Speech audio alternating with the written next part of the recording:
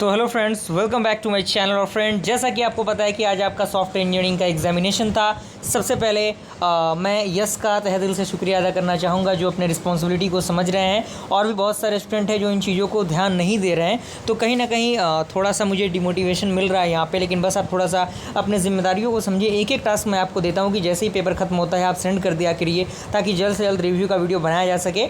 और स्टार्ट करते हैं हम लोग, पेपर का रिव्यू देखते हैं। सबसे पहले क्वेश्चन बहुत ही बेहतरीन है फ्रेंड। पहला क्वेश्चन ही आपके सामने है, जिसमें कह रहा है कि elucidate the key features of the software process model with suitable diagram. यानी सॉफ्टवेयर प्रोसेस मॉडल क्या होता है आपको सूटेबल डायग्राम के अकॉर्डिंग बताना था।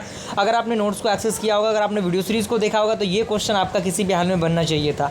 7 नंबर का ये क्वेश्चन है। अगला मैंने बताया था कोकोमो मॉडल और CMM, ये भी काफ़ी इंपॉर्टेंट टॉपिक है। तो कहीं ना कहीं इंपॉर्टेंट क्वेश्चन में ये जो टॉपिक है वो आपको मिला होगा, तो यहाँ से आप 14 मार्क्स तो ला ही सकते थे।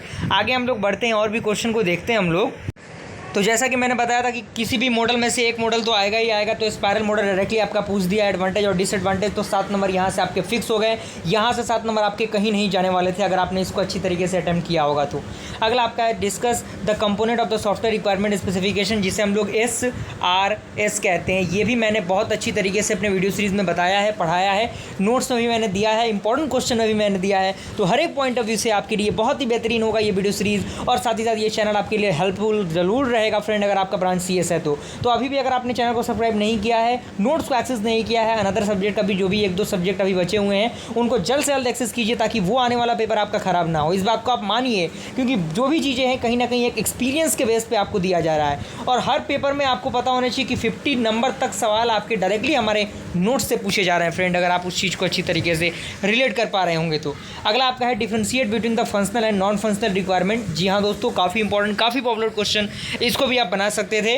अगला आपका है कि what are the activities of the requirement elicitation, यानी रिक्वायरमेंट एलिसिटेशन टेक्निक जो होता है वो आप लिख सकते थे। तो यहाँ तो मान के चलिए कि 14 मार्क्स पहले क्वेश्चन से, 14 मार्क्स आपके दूसरे क्वेश्चन से, तो कितने हो गए? 28 हो गए। मान लीजिए कि कोई भी इधर उधर नंबर अगर कटते हैं तो मान लीजिए कि 25 नंबर तो आपके मिल ही सकते हैं। पास होने के लिए कितने चाहिए? मात्र 23 चाहिए। पास आप हो चुके हैं, यहीं पे आप पास हो चुके हैं, इस बात को आप मानिए। और यहाँ पे आपका फंक्शनल नॉन फंक्शनल अगर आप लिख देते तो 25 और 5 30 और 2 32 नंबर तो यहीं से आपका कंफर्म था। और ये क्वेश्चन अगर आप लिख देते तो यहाँ से भी 4-5 नंबर तो आपको मिल ही जाते। तो 40 नंबर तक की चीज़ें यहाँ से आप कवर अप कर सकते थे, इस बात को आप मानिए। ओके, अगला आपका है कि explain discuss the pattern based software design.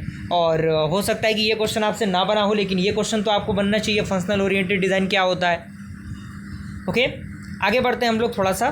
तो फ्रेंड, मैंने जैसा कि बताया था कि black box and white box testing काफ़ी इंपॉर्टेंट है, तो दोनों टेस्टिंग आपको पूछ दिया गया फ्रेंड। 14 मार्क्स के सवाल डायरेक्टली हमारे इंपॉर्टेंट क्वेश्चन से, डायरेक्टली हमारे नोट्स से, इस बात को आप मानिए। अभी भी अगर आपको लग रहा है कि जो भी चीज़ें हैं वो हवाबाजी में चीज़ें मैं बताता हूँ, तो इस बात की आप गलतफहमी में मत रहिए फ्रेंड। कहीं ना कहीं एक एक्सपीरियंस पे सारी चीज़ें बताई जाती हैं, तो बस आप फॉलो कीजिए हमारे चैनल को, बहुत ही बेहतरीन होगा। तो मान लीजिए पिछले 23 नंबर वहाँ से आपको मिले थे, 14 नंबर यहाँ से मिल गए, तो 2 और 1 3, 4 और 3 7, 37 नंबर। मान लीजिए कि 40 नंबर क्वेश्चन डायरेक्टली आप बना सकते थे हमारे इंपॉर्टेंट क्वेश्चन हमारे नोट्स से पढ़ के। अगला है आपका SCM सॉफ्टवेयर कॉन्फ़िगरेशन मैनेजमेंट। अगर जो स्टूडेंट हमारे वीडियो सीरीज़ को भी जिन्होंने देखा होगा, लास्ट तक अगर जिन्होंने देखा होगा, तो वो भी इन सारे क्वेश्चंस को बना सकते थे। और इस बात को आप मान के चलिए कि क्वेश्चन बहुत ही बेहतरीन पूछा था, शायद ही इससे ईजी आपको क्वेश्चन का वो देखने को मिले, इस बात को आप मानिए। ओके, तो और भी बहुत सारे सब्जेक्ट बाकी हैं, तो अगर आपने उन सब्जेक्ट के नोट्स को अगर एक्सेस नहीं किया है तो अभी भी मौका आपके हाथ में है, मौका मत गवाइए फ्रेंड।